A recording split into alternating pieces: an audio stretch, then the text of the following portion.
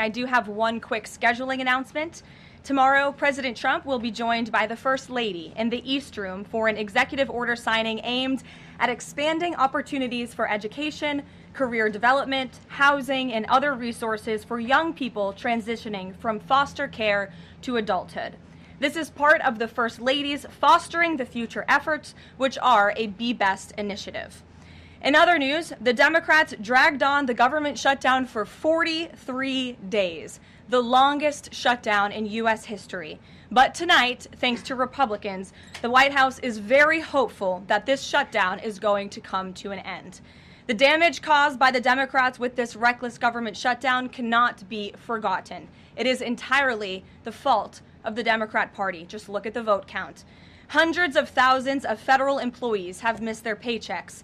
Tens of billions in wages and benefits were withheld, impacting vulnerable families. Millions of low-income Americans missed their SNAP benefits. Nearly 20,000 flights at airports across the country were delayed due to staffing shortages, causing Americans to miss family events, vacations, and work obligations. According to Airlines for America, an estimated 5.2 million travelers have had their flights disrupted over the course of the Democrat shutdown. And our economy has lost billions and billions of dollars in economic activity over the course of this shutdown, hurting consumer sentiment and crushing the travel and hospitality industries. According to a CBO estimate, the Democrat shutdown could end up decreasing fourth quarter economic growth by 2 whole percentage points. The Democrat shutdown made it extraordinarily difficult for economists, investors, and policymakers at the Federal Reserve to receive critical government data. The Democrats may have permanently damaged the federal statistical system, with October CPI and jobs reports likely never being released. And all of that economic data released will be permanently impaired, leaving our policymakers at the Fed flying blind at a critical period. It's hard to recap all of this without asking a simple question: why? Why have the Democrats put the American people through this pain for 43 days in a row? And it feels like Groundhog Day being up here again talking about this Democrat shutdown. And the answer to that question is pure partisan politics. They started this shutdown with a ridiculous demand to force taxpayer-funded healthcare benefits to illegal aliens who broke into our country. Even after it was clear President Trump and Republicans would never force American taxpayers to pay for free health care for illegals. In fact, President Trump's One Big Beautiful Bill fixed that problem. The Democrats kept dragging this reckless government shutdown on for weeks longer to boost their turnout in an election, perhaps one may guess. That's because the Democrats are totally captured by their far left-wing base, who only care about attacking President Trump, even if it means hurting innocent Americans in our country. The Democrats' weakness and their unwillingness to buck the fringe members of their party dragged this harmful shutdown on for 7 weeks and inflicted massive pain onto the American public. But let's be clear. The clean CR being voted on today in the House of Representatives that will lead to the reopening of the federal government is what President Trump and Republicans have supported from day need. Will get back to receiving their food purchasing assistance, and the people's government will soon be back open for business.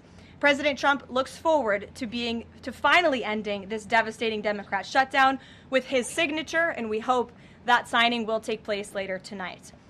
On another matter, I want to address the affordability issue that's received a great deal of media attention this past week, which is ironic because it didn't receive that much attention when Joe Biden was here and inflation was at a record high 9%, the worst inflation crisis in modern American history.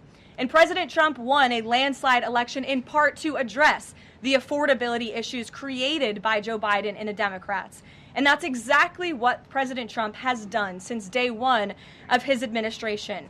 Since the first day in office and every day since, the Trump administration has taken aggressive action to fix the Biden-created cost of living issues. The notion that the same Democrats who just shut down the federal government to sabotage our economy, rob people of their paychecks, and also helped Joe Biden ratchet up inflation to 9% are now suddenly affordability champions, that notion is completely absurd. And it's something only the liberal media would have the gall to push. But the reality is that President Trump and his administration have done so much to lower prices and increase the economic prosperity of the American people. And this president and his team of amazing economic advisors are going to keep working on this issue every single day. In less than 10 short months, President Trump signed the largest middle-class tax cuts in American history, including no tax on tips, overtime, and Social Security, which will guarantee that next year Americans are going to put more money back into their pockets. The president has completely unleashed American energy dominance to help bring gasoline prices to the lowest in 5 years, and we expect them to continue to decrease. And it has also lowered energy costs overall. There is more work to do, but again, the president's deregulatory and pro-American energy agenda is absolutely going to continue to drive down prices. This formula worked in the president's first term, and we expect that it's going to work again. And this is key because we know energy costs are the #1 driver of inflation. Again, just look at what Joe Biden did to our energy industry over the past 4 years of his administration, and look at what happened to inflation as a result. Everything became more expensive. To lower prescription drug prices and healthcare costs, the president has been working around the clock on this issue. He is obsessed with negotiating these good deals on behalf of the American people to bring down pharmaceutical costs and drug costs for Americans, and he has done so on a number of fronts. You have seen him discuss that in the Oval Office several times. To fuel small businesses, lower their costs, and incentivize hiring, the Trump administration has already cut 30 unnecessary regulations for every new one on the books, which we know will save employers and small businesses across the country thousands of dollars in regulatory burdens. All of these pro-Trump policies are working, and they will continue to work. Wages are rising at the fastest pace of the start of a presidential administration in 60 years. The cost of the typical new mortgage is down by nearly $3,000 per year. There's much work to do, and this administration will continue to do it. But President Trump has already made great progress in cleaning up the economic disaster that was created by Joe Biden. With that, I will take your questions today, and in our new media seat, we have Bev Turner, who works for a new outlet, a UK outlet, but based here in Washington, D.C., GB News. Bev, thank you for being here.